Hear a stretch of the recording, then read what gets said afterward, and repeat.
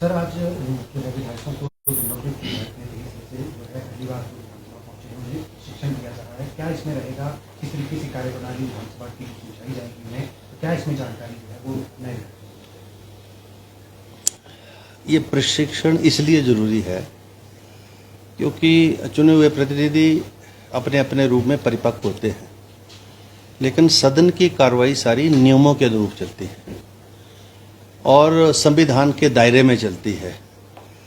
और जो स्पीकर की डायरेक्शंस हैं उसके मुताबिक चलती है। तो उन नियमों की, डायरेक्शंस की, संविधान के उन अनुच्छेदों की, क्योंकि ऐसा नहीं है कि सारे ही लोग लॉ ग्रेजुएट्स होंगे, तो वो सारी जानकारी माननीय सदस्यों तक पहुँचे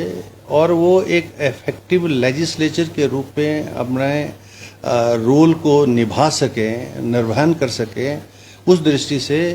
ये जो ट्रेनिंग प्रोग्राम है वो जो नए चुने हुए माननीय सदस्य हैं उनके लिए हमने रखा है। उसमें 26 हमारे माननीय सदस्यों को बुलाया था जिन्होंने ट्रेनिंग, भाई 23 तो नए हैं, 3 वो हैं जो रिपीट हो गए हैं, लेकिन ट्रेनिंग जो है उन्होंने नहीं ली, बाई इलेक्शंस में आए हैं 6 महीने के बाद फिर इलेक्शन। तो उसमें से 15-16 लोग तो आ चुके हैं, कुछ ने मजबूरी बताई है, शायद कल आ जाएं सारे। तो उस दृष्टि से ये ट्रेनिंग प्रोग्राम जो है विधानसभा के माध्यम से हमने रखा है और इसमें जो एक्सपर्ट हैं पार्लियामेंट रिसर्च स्टडीज़ का एक जो विंग है वहाँ से वो जो है यहाँ आके अपनी अपनी डेलिब्रेशंस करेंगे। माननीय सदस्य जहाँ जहाँ जो भी उसमें क्वेरी करना चाहें, पूछना चाहें, अतिरिक्त जानकारी हासिल करना चाहें, वो जो है वो आदान प्रदान होगा। ये मतलब सिर्फ डेलिब्रेशंस नहीं होगी, ये मतलब सब लोग मिलकर जो है साझा इस कार्यक्रम को इस प्रकार से बनाएंगे ताकि एक इफेक्टिव लेजिस्लेचर के रूप में चुना हुआ जो हमारे नए प्रतिनिधि हैं वो काम कर सकें। सर ये पहली ऐसी विधानसभा है जो ई प्रणाली अपनाई थी और उस ई प्रणाली के बारे में क्या जानकारी दी जाए कि किस तरीके से कार्य किया जाता है प्रणाली के माध्यम से प्रदेश विधानसभा में, क्योंकि एक मॉडल है। बिल्कुल, अब तो ये ज़रूरत है समय की और इस दृष्टि में अब तो राष्ट्र स्तर के ऊपर बहुत काम हो रहा है। अभी मैं जो है स्पीकर्स जो कॉन्फ्रेंस हुई ऑल इंडिया लेवल के ऊपर जयपुर में, जिसमें लोकसभा और विधान सभाओं को विधानसभा से जोड़ने के लिए, मतलब सारे जो है नेट पर आए और एक स्पेशल ग्रिड इसके लिए बने, वहाँ तक ये बात वहाँ पर हुई है। अब देश में सारी जगह और हिमाचल अग्रणी रहा इसमें। हमारे उस समय के स्पीकर आदरणीय ब्रिज बिहारी बुटेल हैं, उनके समय में ये विधानसभा की शुरुआत हुई और आज ये आवश्यकता है, ज़रूरत है और मैं समझता हूँ ये बहुत अहम है। उस दृष्टि से भी सारे माननीय सदस्यों को जहाँ जहाँ उनको आवश्यक होगी, क्योंकि हमारे पास ई विंग है यहाँ पर और उसमें सारे माननीय सदस्य जो है ले सकते हैं, सारी जानकारी ले सकते हैं। अतिरिक्त जानकारी चाहिए तो वहाँ बैठ सकते हैं, सीख सकते हैं और इसमें और भी जो भी करने की आवश्यकता होगी निकट भविष्य में वो हम करेंगे।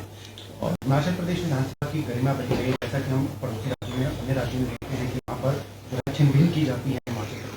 विधानसभा की गरिमा, वो ना हो हिमाचल प्रदेश में, ऐसा जो है कोई एग्जाम्पल हिमाचल प्रदेश में हो। इसके लिए भी क्या जो नए विधायक आए हैं उन्हें जानकारी दी जाएगी कि किस तरीके से विधानसभा की गरिमा को बनाए रखना है, सभी का क्या कर्तव्य है, किस तरीके से। ये मेरा सबसे पहला जो दायित्व है एज ए स्पीकर कि सारी सदन की कार्रवाई व्यवस्थित चले, नियमों के अनुरूप चले, सभी माननीय सदस्यों को अपने विचारों की अभिव्यक्ति का समय मिले, अपने अपने जो विषय हैं वो माननीय सदन के माध्यम से वो चर्चा में लाए जाएं, प्रशासन के ध्यान में लाए जाएं, सरकार के ध्यान में लाए जाएं। ये जो चुने हुए जो प्रतिनिधियों का ये दायित्व है और संविधान का ये अंदर का जो परिसर है वो उसका संरक्षण देता है संविधान के मुताबिक। मैं तो as a guardian speaker I have to protect each and every members जो उसकी प्रिविलेजेस हैं, राइट्स हैं, और ये मेरी ड्यूटी रहेगी कि हर माननीय सदस्य जो है अपने विचारों की अभिव्यक्ति जब कर रहा हो तो दूसरा कोई इसको इंटरप्ट ना करे और नियमों के अनुरूप जो है सदन की कार्रवाई चले। वैसे भी ये हमारा जो सदन है ये ऐतिहासिक है, आप जानते हैं, क्योंकि ये ब्रिटिश पीरियड में विठल भाई पटेल जो पहले स्पीकर भारतवर्ष के हुए हैं, चुनाव के माध्यम से, वो चुनाव भी यहीं संपन्न हुआ इसी कौंसिल चैम्बर में। तो इस कौंसिल चैम्बर में जो माननीय सदस्य बन के आता है वो तो ऐतिहासिक चैम्बर का सदस्य है और यहाँ अभी तक की जो परिपाटी रही है उसमें सभी सामान्य सदस्यों का आचरण बहुत अच्छा रहा है और मुझे यही अपेक्षा है कि मेरी तरफ से पूरा सहयोग मिलेगा और मैं सभी मान्य सदस्यों से सहयोग की जो है कामना भी करता हूँ। सत्ता और विपक्ष के सभी साथियों को समय मिलेगा क्योंकि मुझे सभी ने जो है सत्ता और विपक्ष की जो सहमति से एज अध्यक्ष चुना है, तो मेरा ये दायित्व बनता है कि सभी के अधिकारों का संरक्षण हो, सभी को समय मिले, सरकार अपना काम करे और प्रतिपक्ष का जो काम है वो अपना काम। सर 1 तारीख को बजट आ रहा है, केंद्रीय बजट आता है। एक हिमाचल प्रदेश का, क्योंकि हिमाचल प्रदेश का बजट जो है अभी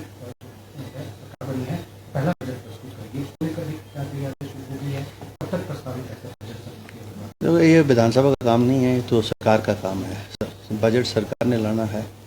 बजट सत्र जो है वो यहाँ होना है, उसकी अधिसूचना भी जब सरकार हमको अवगत कराएगी कि अब सरकार जो है बजट के लिए तैयार है, अपनी कार्यक्रम पूरा कर लिया उन्होंने, तो जब बोलेंगे तो हम उसका नोटिफिकेशन वगैरह करवा के वो बजट सत्र करवाएंगे।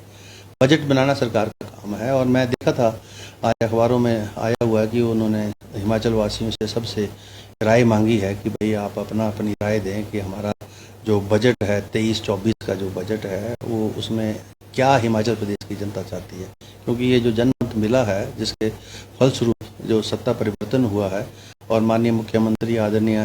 ठाकुर सुखविंदर सिंह सुक्खू जी ने व्यवस्था परिवर्तन की बात की है, मतलब कामकाज में लोगों को परिवर्तन नजर आए। सत्ता तो परिवर्तित हो गई, लोगों ने कर दी, अब सत्ता जो लोगों के आशीर्वाद से जो सरकार बनी है वो अपना कामकाज करे और ऐसा लगे लोगों की कि वाकई में ही जो सत्ता परिवर्तन होने की वो व्यवस्था परिवर्तन जो है वो होने जा रहा है।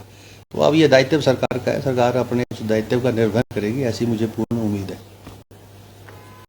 हमसे जुड़े रहने के लिए हमारे YouTube चैनल को सब्सक्राइब करें और नई वीडियो की नोटिफिकेशन के लिए बेल आइकॉन को दबाएं। अगर आप ये वीडियो Facebook पर देख रहे हैं तो लाइक जरूर करें और ज्यादा से ज्यादा शेयर करें। इसी तरह के और भी अपडेट्स के लिए फॉलो करें हमारा Instagram पेज himachal.kesari।